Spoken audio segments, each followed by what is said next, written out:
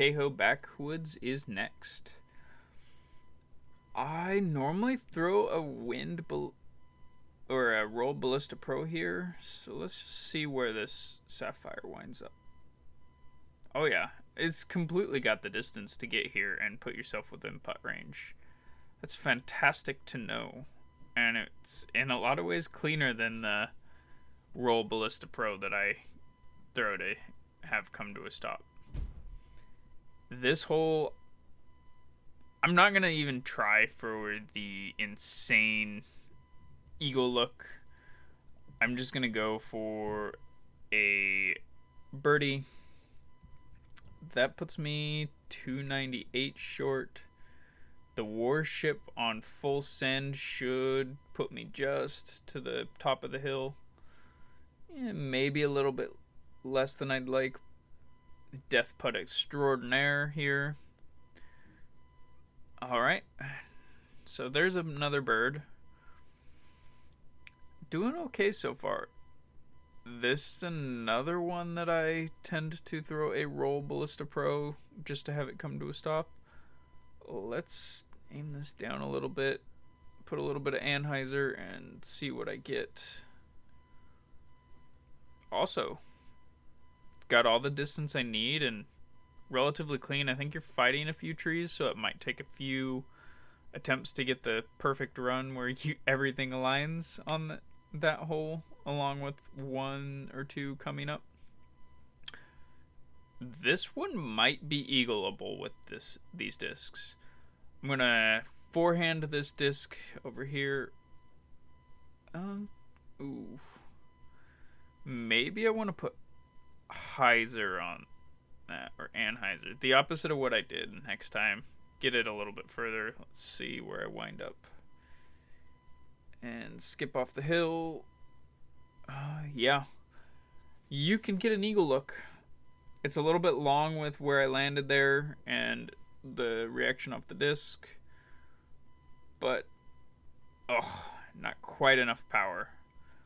So eagle look is completely doable there, which gives you a little bit of leeway on a later hole to make a mistake. Wind of 3. I shouldn't have put the Anheuser on that. I don't know what I was thinking there. Oh. I should have put the opposite on that. 169. Let's just 3 wind. Lay it up. Take my par. And know that I need to shape that throw. The turn on the Sapphire is definitely more intense than the musket, which leads to me thinking, throw it like I do a musket, and that's costing me. Pretty easy up here, as long as I miss the trees and the wall. Very similar to what I do with the extra glide musket there. As long as I don't mess up this putt. There we go. And that puts me 5 down through 6. I could be more. I'll try something different from what I do here. See what happens. Nope. Too much movement. I think I'll just have to stick to what I normally do. Aim it at this hill and hope I don't get a bad roll away. Yeah, let's see. Nope. Came up short. Needed a little bit more power. Tree in my way on my putt. As long as I don't hit it, I should still... Yeah. There's another par.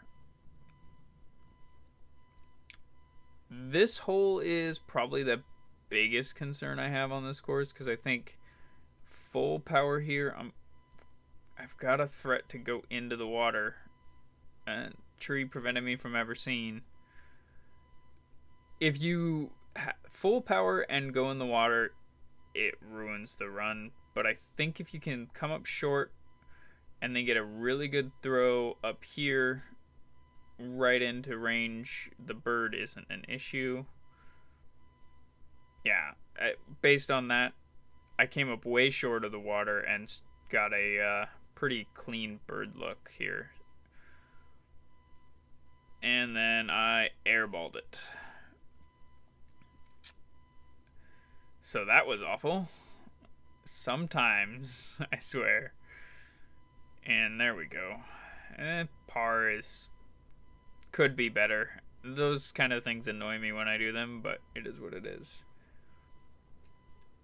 I struggle to eagle this one. I'm just gonna aim and hope to get somewhere where I can throw up and get the bird easy. Full power this. I don't have to worry about it going long into the water. And nice tap in bird. That should be all you need for the 3 stars. A tap in bird there. Yeah, it's 9 down needed. Completely doable to get 9 down on Keho Backwoods. The fun ones are coming. Frozen Valley's next. I know that one's going to be something special to take on with just these 3 discs, as will be Downtown, because I did a grind on those on my main account with full bags. Well, what I think most people have been waiting for is Frozen Valley. It's one of the harder courses for people to take on with full bags, so let's see how this goes. I'll just throw my Sapphire, let its normal flight get me right up here. Oh yeah, this might actually take the place of the recoil in my bag at this point. I think it's got a little bit more utility as it flies a little bit straighter, but has a nice shape to the shot that you can force. Frozen Valley 2. I go for par on this more often than not. Put some hyzer on it. I should have put more hyzer on it. Okay, that tree cut me up short. I can live with that. This hole will eat scores if you try and bite off too much. Let's get right onto the island again. Stop. Yeah. Biting off too much will eat your score on this hole more often than not, and it's better just to not. So taking 4 to get there, taking my putt, parring out on this one, in multiplayer with my main bag, a lot of times will get me score on everyone because people try and just go for it. I've made the eagle on this once with a insane skip, but it's just outrageous to shoot for. I'm gonna play it safe on this run. I could go for the eagle with this one using the ice. For the moment, I'm just going to go for the bird. Get this right here. I can do a nice upshot with the Sapphire, stall it out, and then throw in for bird. When I go for the definite 3-star, especially if I go for the par on Frozen Valley 2, eagling this hole is a must. Frozen Valley 4. I've seen a lot of people make the land on the lighthouse. I don't know if I can do it with the Sapphire, and I struggle to do it with any disc I use regularly. So forehand this right up here to a nice little peninsula, and I'm going to hope that the turn on this... Oh, yeah. Yeah, the turn on this gets me up here pretty clean, actually, for a putt that honestly is more than you can ask for on that hole than you might expect, just considering how hard it can be to get an eagle look. Let's see where I can get with this. Little bit short, which means I got a kind of a high run here, so let's hyzer this one. Oh, actually that probably helped me. Prevented me from winding up in the trees, and I can still get a bird here, leading to what's overall a really good run for Frozen Valley. This, the 3 wind bites me here a little bit, so let's just kind of send this one a little bit wide. Hope the wind and the natural flight of the disc, yeah, that might have skipped a little bit long depending on how it landed. But as this is, it gets me a pretty decent little throw in. There we go. This hole, super easy. I can just slide over, throw the sapphire like I normally would, straight back, let it zip into this gap, and super clean putt. I will be super happy with that all day long. Frozen Valley 8. This is normally an accurate glide musket again. That 3 wind, I might regret this, but nope. The natural flight of the disc was able to overcome that 3 wind. I don't. If the tree eats the power, I might struggle. There we go. Barely over the cage, but barely over the cage is plenty. You might be able to make the corner with this.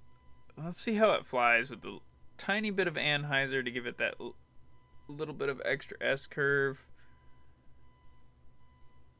You know, I think almost just pulling straight back might get you your S curve there as is and get around the corner. From around the corner, you should be able to get it right down here. Super easy. Kind of like I did there, even not making the corner. More wide open if you do make the corner. For a putt throw in down at the bottom here. 8 under for a first run at Frozen Valley is fantastic to me. I think the play is not to go for the bird on Frozen Valley 2 and go for the eagle on 3. That seems to be the best play for 3-starring the course. One more course to do as a base run, being downtown, and then I'm going to hit up the grind, and so far I think everything is 3-starable with just these 3 discs, which is super impressive. It might take me a few runs on them, but I'm going to go for it and see what happens.